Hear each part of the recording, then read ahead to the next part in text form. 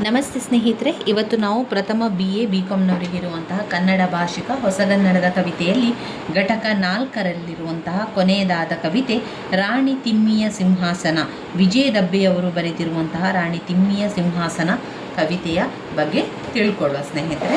ಪುಟ ಸಂಖ್ಯೆ 166ರಲ್ಲಿದೆ ನೋಡಿ. ರಾಣಿ ತಿಮ್ಮಿಯ ಸಿಂಹಾಸನ ಅವರು 2 ಪುಟದಷ್ಟು ಕವಿತೆಯನ್ನು ಕೊಟ್ಟಿದ್ದಾರೆ. ಅದಾದ ನಂತರ ಅವರು ವಿಜಯ ದಬ್ಬೆಯವರು ಕೆಲವೊಂದು ವಿಚಾರವನ್ನು ತಿಳಿಸ್ತಾ ಇದ್ದಾರೆ. ಕನ್ನಡ ಸಾಹಿತ್ಯ ಲೋಕದಲ್ಲಿ ದಲಿತ ಮತ್ತು ಬಂಡಾಯ ಸಾಹಿತ್ಯವೆಂಬ ಹೊಸ ಚಳವಳಿ ಅಥವಾ ಪಂಥ ಪ್ರಾರಂಭವಾಯಿತೆಂಬುದು ಈ ಹಿಂದೆ ನಾವು ತಿಳ್ಕೊಂಡಿರುವಂಥದ್ದು. ಅಂದರೆ ದಲಿತ ಮತ್ತು ಬಂಡಾಯ ಸಾಹಿತ್ಯ ಚಳವಳಿಯಲ್ಲಿ 3 ಪ್ರಮುಖ ದನಿಗಳಿರುವಂಥದ್ದು. 1 ದಲಿತ ಸಂವೇದನೆ, 2 ಮುಸ್ಲಿಂ ಸಂವೇದನೆ, 3 ಸ್ತ್ರೀ ಸಂವೇದನೆ. ಈ ಸ್ತ್ರೀ ಸಂವೇದನೆಗೆ ಸಂಬಂಧಪಟ್ಟಂತೆ ಇಲ್ಲಿ ನಾವು ರಾಣಿ ತಿಮ್ಮಿಯ ಸಿಂಹಾಸನ ಕವಿತೆ ಇರುವಂಥದ್ದು. ಸ್ತ್ರೀ ಸಂವೇದನೆಗೆ ಆಧುನಿಕ ಕನ್ನಡ ಸಾಹಿತ್ಯದ ಆರಂಭ ಘಟ್ಟವಾದ ನವೋದಯ ಕಾಲಮಾನದಿಂದಲೂ ಇತಿಹಾಸ ಇರುವಂಥದ್ದು. ಆದರೆ ಅದು ಕಾಲದಿಂದ ಕಾಲಕ್ಕೆ ಬದಲಾವಣೆಯಾಗುತ್ತಾ ನಡೆದಿದೆ. ಇಲ್ಲಿ ಮುಖ್ಯವಾಗಿ ನಾವು ನೋಡುವುದಾದರೆ ಸ್ತ್ರೀವಾದಿ ಹೋರಾಟ, ಅನೇಕ ಪ್ರಗತಿಪರ ಚಳುವಳಿಗಳು ಈ ದಶಕದಲ್ಲಿ ಪ್ರಾರಂಭವಾದವು. 1970ರ ದಶಕದಲ್ಲಿ ಸ್ತ್ರೀವಾದಿ ಹೋರಾಟವು ಒಂದು ಸ್ಪಷ್ಟ ಆಕಾರ ಪಡೆದು ಕನ್ನಡ ಸಾಹಿತ್ಯ ಚರಿತ್ರೆಯಲ್ಲಿ ಮುಂಚೂಣಿಗೆ ಬರಲು ಕಾರಣಗಳನ್ನು BN ಸುಮಿತ್ರಾಬಾಯಿಯವರು ಈ ರೀತಿ ಗುರುತಿಸಿರುತ್ತಾರೆ. ಸ್ತ್ರೀಯರಿಗೆ ಶಿಕ್ಷಣವು ದೊರೆತಿರುವುದು ಮೊದಲನೆಯ ಕಾರಣ. 2 ಆರ್ಥಿಕ ಒತ್ತಡಗಳಿಂದಾಗಿ ಮಹಿಳೆಯರು ಹೆಚ್ಚಾಗಿ ಉದ್ಯೋಗಸ್ಥರಾಗಿರುವುದು. 3 ಹೊಸ ಚಿಂತನೆಗಳ ಪ್ರಭಾವ. ಮುಂದುವರೆದು ಅವರು ಹೇಳುವಂತೆ 70ರ ದಶಕದಿಂದ ಈಚೆಗೆ ದೇಶದಲ್ಲಾದ ರಾಜಕೀಯ ವಿದ್ಯಮಾನಗಳು ಜನತೆಯಲ್ಲಿ, ಅದರಲ್ಲೂ ಯುವ ಪೀಳಿಗೆಯರಲ್ಲಿ ಹೊಸ ರಾಜಕೀಯ ಸಾಮಾಜಿಕ ಪ್ರಜ್ಞೆಯನ್ನು ಜಾಗೃತಗೊಳಿಸಿದೆ. ಮೂಲಭೂತ ಸ್ವಾತಂತ್ರ್ಯಕ್ಕಾಗಿ, ಮಾನವೀಯ ಹಕ್ಕುಗಳಿಗಾಗಿ ಹೋರಾಡುವ ಸ್ವಾಭಿಮಾನದ ಮನೋಧರ್ಮವು ಇಂದು ವಿಶ್ವದಲ್ಲೆಲ್ಲ ವ್ಯಾಪಿಸಿದ್ದು, ಈ ನೆಲದಲ್ಲೂ ಅದಕ್ಕೆ ಸ್ಪಂದನೆ, ಪ್ರತಿಕ್ರಿಯೆಗಳು ಹುಟ್ಟಿದೆ. ಸಮಾಜದ ಶೋಷಿತರು, ದಲಿತರು, ಸ್ತ್ರೀಯರು ಹೆಚ್ಚಾಗಿ ಸಂಘಟಿತರಾಗಿ ಸಾಮಾಜಿಕ ಅಸಮಾನತೆಯ ವಿರುದ್ಧ, ಲಿಂಗಭೇದ ನೀತಿಯ ವಿರುದ್ಧ ಹೋರಾಟಕ್ಕಿಳಿಯುತ್ತಿದ್ದಾರೆ. ಈ ಎಲ್ಲ ಪರಿಸ್ಥಿತಿಗಳ ಸಮ್ಮಿಶ್ರಣದಿಂದಾಗಿ 1970ರ ದಶಕದಲ್ಲಿ ಸ್ತ್ರೀವಾದಿ ಹೋರಾಟವು ಬಹುದೊಡ್ಡ ಪ್ರಮಾಣದಲ್ಲಿ ಪ್ರಾರಂಭವಾಯಿತು. BT Lalitha Nayak, HS ಮುಕ್ತಾಯಕ್, VR ಪ್ರತಿಭಾ, ಕಮಲಾ ಹೆಮ್ಮಿಕ್, ಉಷಾ, ಹೇಮ ಮುಂತಾದ ಲೇಖಕರು ಮುಖ್ಯವಾಗಿ ಕಾವ್ಯ ಮಾಧ್ಯಮದ ಮೂಲಕ ತಮ್ಮ ಅಭಿವ್ಯಕ್ತಿಯನ್ನು ನೀಡತೊಡಗಿದರು. ಡಾಕ್ಟರ್ ವಿಜಯ ದಬ್ಬೆಯವರ ಪ್ರಥಮ ಕವನ ಸಂಕಲನ ಇರುತ್ತವೆ. 1975ರಲ್ಲಿ ಪ್ರಕಟಗೊಂಡಿದ್ದು, ಸಾಹಿತ್ಯ ರಂಗದಲ್ಲಿ ಅವರ ನಾನಾ ಮುಖಗಳ ಕೊಡುಗೆಯಿಂದಾಗಿ ಬಂಡಾಯ ಸಾಹಿತ್ಯದ ವಿಶಿಷ್ಟ ಧನಿಯಾಗಿ ವಿಜಯ ದಬ್ಬೆಯವರ ಕೃತಿಗಳು ಕಂಡುಬರುವಂಥದ್ದನ್ನು ನೋಡ್ಬೋದು. ಇಲ್ಲಿ ನಾವು ಕವಿತೆಯಲ್ಲಿ ಏನು ಹೇಳ್ತಾ ಇದ್ದಾರೆ ಅಂತ ನೋಡ್ತಾ ಹೋಗುವ. ಮೊದಲಿಗೆ ಕವಿತೆಯ ವಸ್ತು ಅಂತ ತಿಳ್ಕೊಳ್ಳ. ರಾಣಿ ತಿಮ್ಮಿಯ ಸಿಂಹಾಸನ ಕವಿತೆಯ ವಸ್ತು ಎಂದರೆ ಪುರುಷ ಪ್ರಧಾನ ಕುಟುಂಬ ವ್ಯವಸ್ಥೆಯಲ್ಲಿ ಹೆಣ್ಣಿನ ಆಸೆಗಳು, ಕನಸುಗಳು ಭಗ್ನವಾಗಿ ಹೋಗುವಂತಹ ಸತ್ಯವೊಂದನ್ನು ಅನಾವರಣಗೊಳಿಸುತ್ತಾ, ಆ ಮೂಲಕ ಇಂತಹ ಕೌಟುಂಬಿಕ ವ್ಯವಸ್ಥೆ ಇರುವಾಗ ಸ್ತ್ರೀಪರ ಹೋರಾಟಗಳು, ಪ್ರಗತಿ, ಸಮಾನತೆ, ಪರಿಣಿತಿ ಎಂಬ ಮಾತುಗಳ ಅರ್ಥಹೀನತೆಯನ್ನು ಎತ್ತಿ ಹಿಡಿಯುವ ಆಶಯವನ್ನು ಹೊಂದಿದೆ. ಪುರುಷ ಪ್ರಧಾನ ವ್ಯವಸ್ಥೆಯಲ್ಲಿ ಗಂಡಿನ ಅಹಂಕಾರ ಜನ್ಯ ಕಾನೂನು ಕಟ್ಟಳೆಗಳು ಹೆಣ್ಣಿನ ಮಾನಸಿಕ ಪ್ರಪಂಚವನ್ನು ಛಿದ್ರಗೊಳಿಸುತ್ತದೆ. ಶತಮಾನಗಳಿಂದ ತುಳಿಯಲ್ಪಟ್ಟ ಹೆಣ್ಣಿನ ಮಾನಸಿಕ ಸ್ಥಿತಿ ಎಂತಹುದು ಎಂಬ ವಸ್ತುವಿನ ಸುತ್ತ ಕವಿತೆ ಬೆಳಕನ್ನು ಚೆಲ್ಲಲು ಪ್ರಯತ್ನಿಸುತ್ತದೆ. ಕವಿತೆಯ ವಿಶ್ಲೇಷಣೆಯನ್ನು ತಿಳಿತಾ ಹೋಗುವ ಸ್ನೇಹಿತರೆ.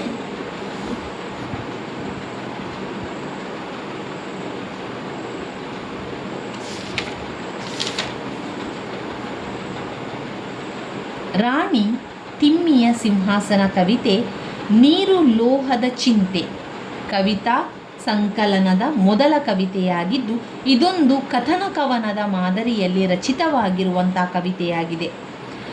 ಕವಿಯತ್ರಿ ಡಾಕ್ಟರ್ ವಿಜಯ ದಬ್ಬೆಯವರು 1970ರ ದಶಕದಲ್ಲಿ ಕರ್ನಾಟಕದ ಸಾಹಿತ್ಯ ರಂಗದ ಮೇಲೆ ಬೀಸಿದ ಹಲವು ಚಳುವಳಿಗಳಿಗೆ, ಪ್ರಗತಿಪಥಗಳ ಅಲೆಗಳಿಗೆ ಸಕ್ರಿಯವಾಗಿ ಪಾಲ್ಗೊಂಡರು ಎಂಬುದನ್ನು ನಾವು ಗಮನಿಸಿದ್ದೇವೆ. ಇದರಲ್ಲಿ ಮುಖ್ಯವಾಗಿ ನಾವು ನೋಡುವುದಾದರೆ ಸ್ತ್ರೀ ಸಂವೇದನೆಗಳು, ಸ್ತ್ರೀವಾದಿ ಚಿಂತನೆಗಳು ಕನ್ನಡ ಸಾಹಿತ್ಯ ರಂಗದಲ್ಲಿ ರೂಪುಗೊಳ್ಳತೊಡಗಿತು. 1974ರಿಂದ ಸ್ತ್ರೀವಾದಿ ಹೋರಾಟದ ಚರಿತ್ರೆಯನ್ನು ಗುರುತಿಸಲಾಯಿತು. ಇಂತಹ ಸ್ತ್ರೀವಾದಿ ಚಳುವಳಿಗಳು ಸಾಮಾನ್ಯ ಹೆಣ್ಣಿನ ಬದುಕಿನಲ್ಲಿ ಯಾವ ಪಾತ್ರವನ್ನು ವಹಿಸಬಹುದು? ಇಂತಹ ಪ್ರಗತಿಪರ ಚಿಂತನೆಗಳಿಂದ ಸಾಮಾನ್ಯ ಹೆಣ್ಣಿನ ಬದುಕಿನಲ್ಲಿ ಚಿಂತಿತಾದರೂ ಬದಲಾವಣೆಯನ್ನು ತರಲು ಸಾಧ್ಯವಾಗಿದೆಯೇ ಎಂಬ ಪ್ರಶ್ನೆಯನ್ನು ರಾಣಿ ತಿಮ್ಮಿಯ ಸಿಂಹಾಸನ ಕವಿತೆ ಅನಾವರಣ ಮಾಡುತ್ತದೆ. ನಮ್ಮೂರು ಬಂಡೆಯ ಮೇಲೆ ಪ್ರಗತಿ ಪಂಥದ ಹಾಡು, ಇಲ್ಲಿಯ ನಾಯಿನರಿಗಳು ಸಮಾನತೆಯಿಂದ ಬೊಗಳುತ್ತದೆ. ಪ್ರಗತಿ, ಸಮಾನತೆ ಎಂಬ ಹೋರಾಟದ ಮುಂಚೂಣಿಯಲ್ಲಿದ್ದ ಊರು ಈ ಕವಿತೆಯ ನಾಯಕಿದು. ಆ ಊರಿನ ಬಂಡೆಗಳ ಮೇಲೆಲ್ಲ ಈ ಹೋರಾಟದ ಹಾಡೇ ಬರೆಯಲ್ಪಟ್ಟಿವೆ.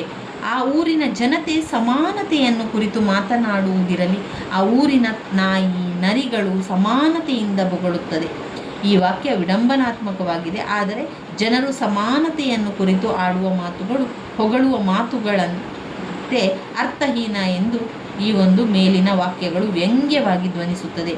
ಹೀಗೆ ಕವಿತೆ ಆರಂಭದಲ್ಲಿ ಪ್ರಗತಿ, ಸಮಾನತೆಗಳನ್ನು ವ್ಯಂಗ್ಯವಾಗಿ ಗೇಲಿ ಮಾಡುತ್ತಾ ಪ್ರಾರಂಭವಾಗಿರುವಂಥದ್ದು.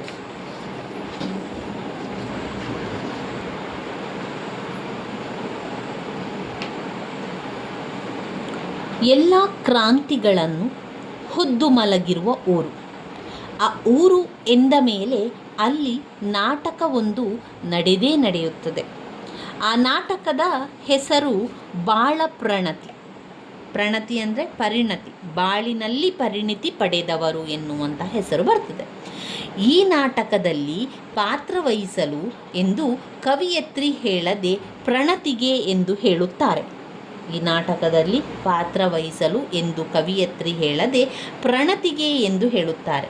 ಅಂದರೆ ಕವಿತೆ ಆರಂಭದಿಂದಲೂ ಪ್ರಗತಿ, ಸಮಾನತೆ, ಪರಿಣತಿ ಎಂಬುದನ್ನು ನಮ್ಮ ಸಮಾಜದಲ್ಲಿ ಗೇಲಿ ಮಾಡಬಲ್ಲ ಸಂಗತಿಗಳು ಮಾತ್ರ, ಅವುಗಳಿಗೆ ನಿಜವಾದ ಅರ್ಥ ನಮ್ಮ ಸಾಮಾಜಿಕ ಸಂದರ್ಭದಲ್ಲಿ ಇರಲು ಸಾಧ್ಯವಿಲ್ಲ ಎಂದು ವ್ಯಂಗ್ಯವಾಗಿ ಸೂಚಿಸುತ್ತಾ ಸಾಗುತ್ತಾರೆ. ಕವಿತೆ ಇದೇ ನೆಲೆಯನ್ನು ಹಿಡಿದು ಹೊರಟಿದೆ. ಈ ನೆಲೆಯಲ್ಲಿಯೇ ಮುಂದೆ ಹೆಣ್ಣಿನ ಬದುಕಿನ ನಗ್ನ ಸತ್ಯವೊಂದನ್ನು ಅನಾವರಣವನ್ನು ಮಾಡಿ ಕಥೆಯನ್ನು ಮುಗಿಸುತ್ತದೆ. ಈ ನಾಟಕದಾಗಿನ ಪ್ರಣತಿಗೆ ಮನೆ ಹೊಕ್ಕು ತಲಾಶ್ ಮಾಡಿದ್ರು. ರಾತ್ರಿ ಬೆಳಗು ಹುಡುಕಿದ್ರೆ ನಾಟಕದಾಗಿನ ರಾಣಿ ನೀನೇ ಬಾ ಅಂದು ತಿಮ್ಮಿ ಒಪ್ಪಿಸಿದ್ರು. ಮನೆ ಹುಡುಕಿ ನಾಟಕದಲ್ಲಿ ರಾಣಿ ಪಾತ್ರ ವಹಿಸಲು ತಿಮ್ಮಿ ಎಂಬ ಹೆಣ್ಣು ಮಗಳನ್ನು ಆಯ್ಕೆ ಮಾಡಿ ಒಪ್ಪಿಸುತ್ತಾರೆ. ಹೀಗೆ ನಾಟಕವೊಂದರಲ್ಲಿ 100 ಜನ ನೋಡುವಂತಹ ಒಂದು ಸ್ಥಾನದಲ್ಲಿ ನಿಲ್ಲುತ್ತೇನೆಂದರೆ ಪ್ರತಿಯೊಬ್ಬರಿಗೂ ಮನುಷ್ಯನಿಗೂ ಸಹಜವಾಗಿ ಆಸೆಗಳು, ಕಲ್ಪನೆಗಳು ಗರಿಗೆದರುತ್ತದೆ. ನಾಟಕದಲ್ಲಿ ರಾಣಿ ಪಾತ್ರ ವಹಿಸಲು ಒಪ್ಪಿಕೊಂಡ ತಿಮ್ಮಿಗೂ ಅವಳಿದ್ದ ಕಾಯಲಿ ಆಸೆಗಳು ಗರಿಗೆದರಿದವು. ತಿಮ್ಮಿಗೆ ಇಂತಹ ಕಯಾಲಿ ಬಾಳ ಯಾರಾರಿ ಗಾಳಿ ಹಾಕಿದ್ರಂತೂ ತೀರೇ ಹೋಯ್ತು. ನಾಟಕದಾಗೆ ನೀನೇ ಜೀವ ಅಂತ 10 ಮಂದಿ ಹೇಳಿದರೆ ರಾಜ ಪಾರ್ವ ಕಾಲಿಗೆ ಬಿದ್ದರೆ ಯಾರಿಗೂ ಮೋಜಿಲ್ಲ. ಹೀಗೆ ನಾಟಕದಲ್ಲಿ ಪಾತ್ರವಹಿಸುತ್ತಿದ್ದಂತಹ ತಿಮ್ಮಿಯ ಆಸೆಗಳು ಈಡೇರುವಂತಹ ಕಾಲ ಬಂದಂತಾಗಿ ಅದಕ್ಕೆ ತಕ್ಕನಾಗಿ ತಾನು ನಿರ್ವಹಿಸುವ ಪಾತ್ರಕ್ಕೆ ನಾಟಕದ ಜೀವ ಎಂಬಂತಹ ಹೊಗಳಿಕೆಯ ಮಾತುಗಳು ಬಂದು ತಿಮ್ಮಿ ಕನಸಿನ ಗಾಳಿಲಿ ತೇಲುತ್ತಿದ್ದಳು. ಹೆಣ್ಣಿನ ಇಂತಹ ಆಸೆಗಳನ್ನಾಗಲಿ ಕನಸುಗಳಾಗಲಿ ನಮ್ಮ ಪುರುಷ ಪ್ರಧಾನ ಕೌಟುಂಬಿಕ ವ್ಯವಸ್ಥೆಯಲ್ಲಿ, ಪುರುಷ ಪ್ರಧಾನ ಸಾಮಾಜಿಕ ವ್ಯವಸ್ಥೆಯಲ್ಲಿ ತೃಣಮಾತ್ರವೂ ಅವಕಾಶವಿಲ್ಲ. ಕವಿತೆ ಮುಂದೆ ಇಂತಹ ಪುರುಷ ಪ್ರಧಾನ ಸಾಮಾಜಿಕ ವ್ಯವಸ್ಥೆಯಲ್ಲಿ ಹೆಣ್ಣಿನ ಇಂತಹ ಸಣ್ಣ ಆಸೆ ಕನಸುಗಳು ಹೇಗೆ ಗಾಳಿಯಲ್ಲಿ ತೂರಿ ಹೋಗುತ್ತದೆ, ಕಣ್ಣೀರಿನಲ್ಲಿ ಕರಗಿ ಹೋಗುತ್ತದೆ ಎಂಬ ಹೆಣ್ಣಿನ ದಾರುಣ ಸ್ಥಿತಿಯನ್ನು ಚಿತ್ರಿಸಲು ಪ್ರಯತ್ನಿಸುತ್ತದೆ. ಹಿಟ್ಟು ತಿರವಿ ಮಕ್ಕಳನ್ನು ಮಲಗಿಸಿ ಹರಿದಿದ್ ಸೀರೆ ಗಂಟು ಬಿಟ್ಕಂಡು ತಾಲೀಮಿಗೆ ಬಂದಂಗೆ ಕನಸಾಗೋಯ್ತು. ನಾಟಕ ಮಾಡೋ ದಿನ ಬಂತು. ನಾಟಕದ ರಾಜನ್ನ ಕಣ್ಣಗ್ ನುಂಗಿ ನಾಟಕದಾಗೆ ಮಾಡಿದ್ರೆ ಇಕ ನೋಡು ಅಂದ ತಿಮ್ಮಿಗೆ ಅವಳ ಗಂಡ. ಅಂದರೆ ತಿಮ್ಮಿಯ ಗಂಡನಿಗೆ ಅವಳು ನಾಟಕ ಮಾಡುವಂಥದ್ದು ಇಷ್ಟವಿರಲಿಲ್ಲ. ನೀನೇನಾದರೂ ನಾಟಕಕ್ಕೆ ಹೋದರೆ ನೋಡು, ನಾಟಕಕ್ಕೆ ಹೋಗುವ ಹಾಗಿಲ್ಲ ಅಂತ ಅವನು ಮೊದಲೇ ಹೇಳಿರ್ತಾನೆ. ನಮ್ಮ ಸಾಮಾಜಿಕ ವ್ಯವಸ್ಥೆಯಲ್ಲಿ ಗಂಡನಾದವನಿಗೆ ತನ್ನ ಹೆಂಡತಿಯ ಆಸೆ ಕನಸುಗಳನ್ನು, ಅವಳ ಅಂತರಂಗವನ್ನು ಗಮನಿಸುವ ಅಂತಃಕರಣ ಇರುವುದಿಲ್ಲ. ಬದಲಿಗೆ ತನ್ನದೇ ಅಹಂಕಾರದಿಂದ ಜನಿಸಿದ ಹುಸಿ ಮೌಲ್ಯಗಳನ್ನು, ಕಾನೂನುಗಳನ್ನು ಹೆಂಡತಿಯ ಮೇಲೆ ಹೇರಿ ದೌರ್ಜನ್ಯ ನಡೆಸುವ ವ್ಯವಸ್ಥೆಯಲ್ಲಿರುತ್ತದೆ. ಇದನ್ನು ತಣ್ಣಗೆ ಒಪ್ಪಿಕೊಳ್ಳುವ ವ್ಯವಸ್ಥೆ ಕೂಡ ಇರುತ್ತದೆ. ಕವಿತೆಯಲ್ಲಿ ತಿಮ್ಮಿಯ ಗಂಡ ಇಂತಹ ಅಹಂಜನ್ಯನಾದ ಪುರುಷ ಪ್ರಧಾನ ವ್ಯವಸ್ಥೆಯ ಪ್ರತಿನಿಧಿಯಾಗಿರುತ್ತಾನೆ. ಅವಳು ಪರಪುರುಷರೊಂದಿಗೆ ನಟಿಸುವುದನ್ನು ಸಹಿಸುವುದು ಸಾಧ್ಯವಿಲ್ಲದ ಕಾರಣ ತಿಮ್ಮಿಯ ಸರಳ ಆಸೆ ಕನಸುಗಳು ಭಗ್ನವಾಗಿ ಹೋಗುತ್ತದೆ. ಕಿರೀಟ ಬಿದ್ದೋಗಿ, ಬಣ್ಣ ಕರಗೋಗಿ, ಕನಸು ಒಡೆದೋಗಿ ತಿಮ್ಮಿಗೆ ಅಳು ಬಂತು. ಇಲ್ಲ ಮಾಡ್ತೀನಿ ಅಂದ್ಲು, ನಾನು ರಾಣಿಯಾಗ್ತೀನಿ ಅಂದ್ಲು. ಬೋರ್ಲಾಗಿ ಬಿದ್ಕಂಡು ಬಾಳ ಪ್ರಣತಿ ತಿಮ್ಮಿ ಅಳ್ತಾ ನಿದ್ದೆ ಹೋದ್ಲು. ಕನಸಾಗಿ ನಾಟಕದ ಮೋಜೇನು ಹೇಳಿ, ಜನರೆಲ್ಲ ರಾಣಿನೇ ನೋಡ್ತಿದ್ದಾರೆ, ಕೈ ಮುಗಿದು ನಿಂತಿದ್ದಾರೆ. ರಾಣಿ ತಿಮ್ಮಿಯ ಸಿಂಹಾಸನ ಪಳಪಳ ಅಂತಿತ್ತು. ಒಟ್ಟಿನಲ್ಲಿ ಈ ಒಂದು ಕವಿತೆಯಲ್ಲಿ ನಿಮಗೆ ಏನು ಅರ್ಥ ಆಯಿತು ಅಂದರೆ, ರಾಣಿ ತಿಮ್ಮಿಗೆ ಆ ಒಂದು ಊರಿನಲ್ಲಿ ನಾಟಕವನ್ನು ಮಾಡಿಸ್ತಾ ಇದ್ರು. ಆ ನಾಟಕದಲ್ಲಿ ನೀನು ರಾಣಿ ಆಗಬೇಕು ಅಂತ ಕೇಳ್ಕೊಂಡಿರ್ತಾಳೆ. ಅದಕ್ಕೆ ತುಂಬಾ ಖುಷಿಯಿಂದ ಒಪ್ಪಿಕೊಂಡಂತಹ ರಾಣಿ, ನಾನು ರಾಣಿ ಆಗ್ತೇನೆ, ನಾಟಕದಲ್ಲಾದ್ರೂ ನಾನು ರಾಣಿಯಾಗಿರ್ತೇನೆ ಅಂತ ಅಂದ್ಕೊಳ್ತಾಳೆ. ಆದರೆ ಅವಳ ಗಂಡ ಒಪ್ಪೋದಿಲ್ಲ. ಇಲ್ಲ, ನೀನು ಹೋಗುವ ಹಾಗಿಲ್ಲ, ನೀನು ಹೋದರೆ ನೋಡು ನಿನ್ನನ್ನು ಮಾತ್ರ ಕಳಿಸುವುದಿಲ್ಲ ಎನ್ನುವಂಥ ರೀತಿಯಲ್ಲಿ ಮಾತನಾಡ್ತಾ ಇರ್ತಾರೆ. ಆದರೆ ಕೊನೆಗೂ ಕೂಡ ರಾಣಿಗೆ ನಾಟಕದಲ್ಲಿ ಅಭಿನಯಿಸಲು ಅವಕಾಶವೇ ಸಿಗಲಿಲ್ಲ. ಅವಳು ತುಂಬಾ ದುಃಖ ಪಡ್ತಾ ಇದ್ಳು. ಇಲ್ಲಿ ಬಂದಿರುವಂಥ ಅರ್ಥ, ವೇದಿಕೆ, ಸಭಾಸ್ಥಾನದಲ್ಲಿ ಎತ್ತರವಾದ ಕಟ್ಟೆ, ಪ್ರಣತಿ, ಪರಿಣತಿ, ತಲಾಶ್ ಹುಡುಕುವಿಕೆ, ಖಯಾಲಿ ಋಷಿಗಾಗಿ ಮಾಡುವ ಪ್ರಯತ್ನ, ತಾಲೀಮು ಅಭ್ಯಾಸ ಅಥವಾ ರೂಢಿ, ವ್ಯಾಯಾಮ. ಸಂದರ್ಭ ಸ್ವಾರಸ್ಯದ ಪ್ರಶ್ನೆಗಳನ್ನು ನೋಡುವ. ಇಲ್ಲಿಯ ನಾಯಿ ನರಿಗಳು ಸಮಾನತೆಯಿಂದ ಬೊಗಳುತ್ತದೆ. ನಾಟಕದಾಗೆ ನೀನೇ ಜೀವ ಅಂತ 10 ಮಂದಿ ಹೇಳಿದರೆ ರಾಜಪಾರ್ವ ಕಾಲಿಗೆ ಬಿದ್ದರೆ ಯಾರಿಗೂ ಮೋಜಿಲ್ಲ. ಹಿಟ್ಟು ತಿರುವಿಗೆ ಮಕ್ಕಳು ಮಲಗಿ ಹರಿದಿದ್ದ ಸೀರೆ ಗಂಟು ಬಿಚ್ಕಂಡು ತಾಲೀಮಿಗೆ ಬಂದಂಗೆ ಕನಸಾಗೋಯ್ತು. ನಾಟಕದಾಗೆ ಮಾಡಿದರೆ ಇಕ ನೋಡು ಅಂತ ತಿಮ್ಮಿಗೆ ಅವಳ ಗಂಡ ಜೋರು ಮಾಡಿದ್ದ. ನಾಟಕದಲ್ಲೆಲ್ಲ ಆ್ಯಕ್ಟ್ ಮಾಡುವಾಗಿಲ್ಲ ನೀನು ಅಂತ ಜೋರು ಮಾಡಿದ್ದ. ಯಾಕಂದರೆ ನಾಟಕದಲ್ಲಿ ತುಂಬ ಬೇರೆಯವರ ಜೊತೆಗೆ ಇರುವ ಕಾರಣ ಅಥವಾ ಆ ಒಂದು ಅಭಿನಯನ್ನು ಮಾಡುವ ಕಾರಣ ಅವನಿಗದು ಇಷ್ಟ ಇರಲಿಲ್ಲ. ಕಿರೀಟ ಬಿದ್ದೋಗಿ, ಬಣ್ಣ ಕರಗೋಗಿ, ಕನಸು ಒಡ್ಡೋಗಿ ತಿಮ್ಮಿಗೆ ಅಳು ಬಂತು. ಕೊನೆಯದಾಗಿ ಅಳು ಬರ್ತದೆ. ಅವಳು ನಾಟಕವನ್ನು ಮಾಡಬಾರ್ದು ಅಂತ ಗಂಡ ಬೇರೆ ಹೇಳಿರ್ತಾನೆ. ಅದರಿಂದ ತುಂಬಾ ದುಃಖವನ್ನು ಪಡ್ತಾಳೆ. ಇವಿಷ್ಟು ನಮ್ಮ ರಾಣಿ ತಿಮ್ಮಿಯ ಸಿಂಹಾಸನದ ಪದ್ಯದಲ್ಲಿ ಬರುವಂಥ ವಿಚಾರವಾಗಿದೆ.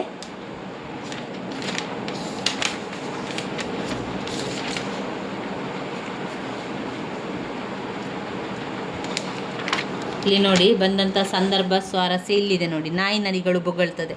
ಪ್ರಗತಿ, ಸಮಾನತೆ ಎಂಬ ಹೋರಾಟದ ಮುಂಚೂಣಿಯಲ್ಲಿದ್ದ ಊರು ಈ ಕವಿತೆಯ ನಾಯಕಿ. ಆ ಊರಿನ ಬಂಡೆಗಳ ಮೇಲೆಲ್ಲ ಈ ಹೋರಾಟದ ಹಾಡೆ ಬರೆಯಲ್ಪಟ್ಟಿದೆ. ಈ ಊರಿನ ಜನತೆ ಸಮಾನತೆಯನ್ನು ಕುರಿತು ಮಾತನಾಡುವುದಿರಲಿ, ಆ ಊರಿನ ನಾಯಿ ನರಿಗಳು ಸಮಾನತೆಯಿಂದ ಬೊಗಳುತ್ತದೆ.